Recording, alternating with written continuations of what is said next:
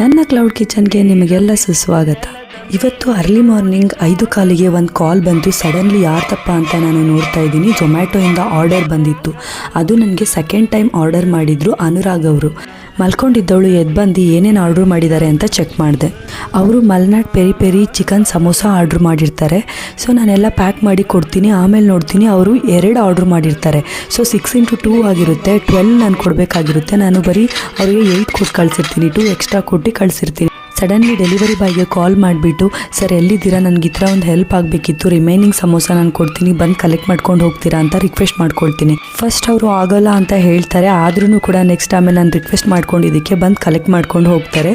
So ನನಗೆ ತುಂಬ ಭಯ ಇತ್ತು, ಅವ್ರು ಬರ್ತಾರೋ, ನನಗೆ ಇದು ಆರ್ಡ್ರ್ ಸೆಕೆಂಡ್ ಟೈಮ್ ಬಂದಿದೆ, ನೆಕ್ಸ್ಟ್ ಅವ್ರು ಮಾಡಬೇಕು ಅಂತಂದರೆ ನಾನು ಈ ಸತಿ ಆರ್ಡರ್ ಚೆನ್ನಾಗಿ ಕೊಡಬೇಕು ಅನ್ನೋದು ನನ್ನ ತಲೆಯಲ್ಲಿರುತ್ತೆ. ಸೊ ಈ ರೀತಿ ಒಂದು ಎಡ್ವರ್ಟ್ ಮಾಡ್ಕೊಳ್ತಾ ಇದ್ದೆ. ಹೇಗೋ ಅದರಿಂದ ನಾನು ಪಾರಾಗಿದ್ದೀನಿ ಅಂತಲೇ ಹೇಳ್ಬೋದು.